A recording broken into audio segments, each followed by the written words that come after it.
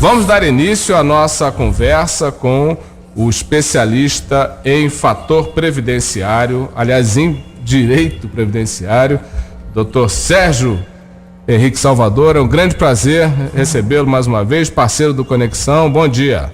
Bom dia, Otávio. Mais uma vez, obrigado aí pelo convite. Pois é, eu é que agradeço aí a gente poder esclarecer aos ouvintes sobre o que é o fator previdenciário dentro da nossa série de informações sobre a Previdência Social. E o que seria isso?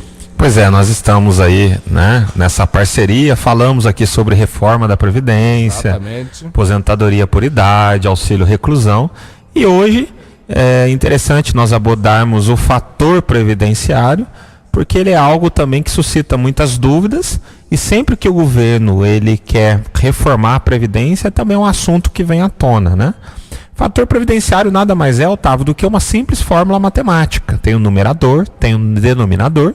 Ele foi criado em novembro de 1999. E para o trabalhador, o que ele faz? Ele reduz a aposentadoria. E por que ele reduz? Ele reduz por conta da idade do trabalhador. Ou seja, se ele resolve se aposentar precocemente, dentro de uma faixa etária aí de 45 até 60 anos, ele tem uma redução. Ou seja, o governo ele diz, meu amigo, você quer aposentar com 50 anos de idade? Você pode, mas vai ter o fator previdenciário. Ou seja, se ele tinha uma média contributiva aí de 3 salários mínimos, 4 salários, ele não vai levar isso na aposentadoria. Ele vai ter uma perda de 20% a 30% por conta do fator previdenciário. É um assunto muito polêmico, tá certo? A doutrina, os doutrinadores não concordam, mas chegou no Supremo Tribunal Federal e o Supremo Tribunal Federal disse que ele é legal, que ele é constitucional. E hoje, né, até politicamente, o que o Supremo falar, tá falado. Né? Bateu o martelo. Pois é, então não tem como fugir dele. Nós temos alternativas outras da pessoa ter mais idade para se aposentar, da pessoa buscar outros benefícios que não tenham o fator previdenciário. Mas ele é um grande, uma grande redução, né, para o trabalhador. Agora, por que é que ele gera polêmica? Porque uma vez que se você não cumpre o seu tempo todo de trabalho, de contribuição previdenciária, você evidentemente não tem direito, pelo menos pela lógica, não tem direito à sua aposentadoria plena.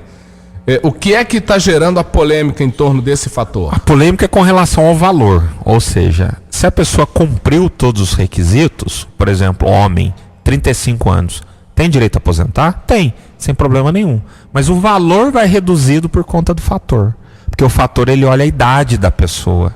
Só para você ter uma ideia, o nosso Brasil, um país continental, de muitas oscilações e diferenças econômicas, culturais.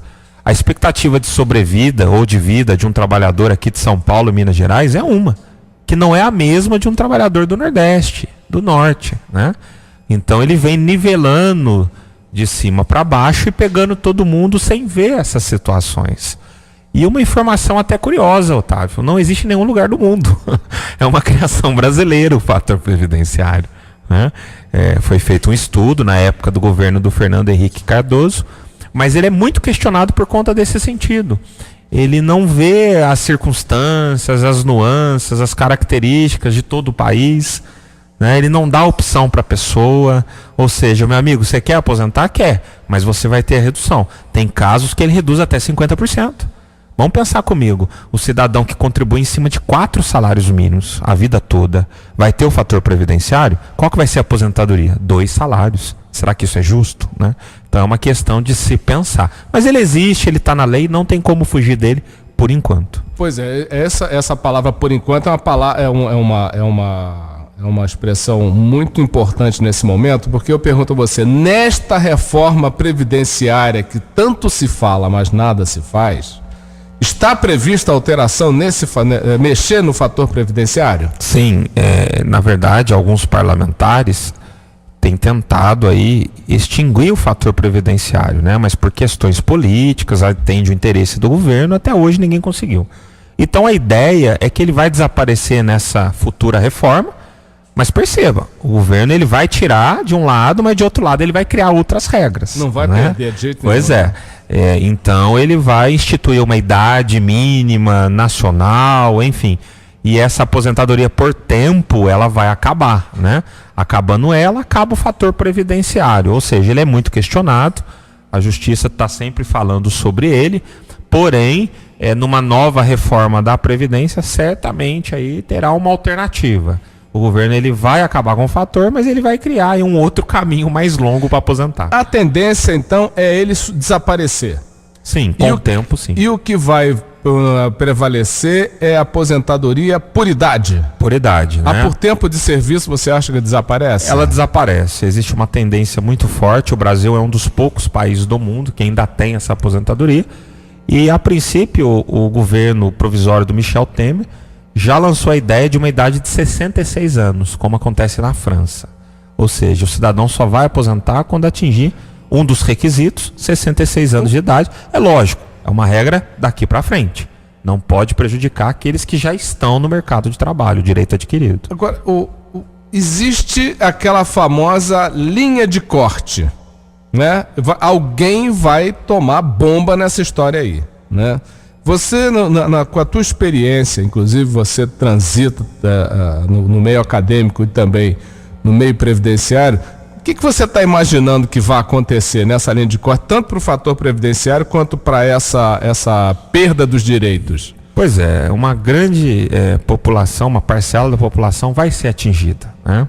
O ministro Meirelles já disse que o direito à aposentadoria, direito adquirido é relativo, né? Ou seja, então economicamente, muitos trabalhadores serão atingidos. Eles vão dividir por época, ou seja, o cidadão homem, por exemplo, que já tem mais de 30 anos, mas não tem 35, ele vai ser preservado. 30 anos de contribuição.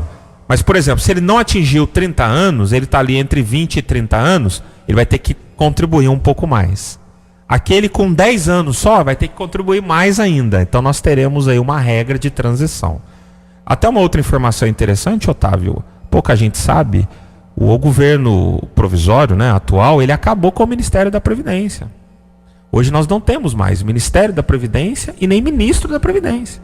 A gente tem Secretário da Previdência, né? Então o governo jogou isso no critério econômico, né? Então se esse governo aí, ele virar definitivo, infelizmente a Previdência ela vai ter esse olhar econômico, olhar de despesa, e aí direitos serão cortados. No teu ponto de vista, qual é o olhar que ele tem que ter?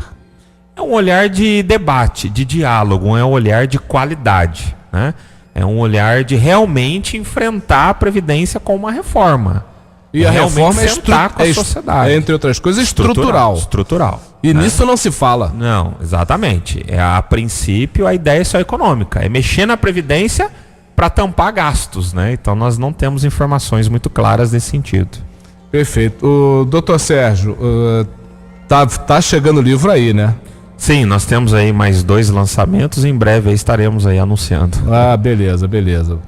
Ok, doutor Sérgio Henrique Salvador, muito obrigado por mais essa. Lembrando que doutor Sérgio Henrique Salvador é um dos cronistas do conexãoitajubá.com.br. Seus artigos estão toda quinzena estão publicados lá na sua coluna chamada Direito Previdenciário.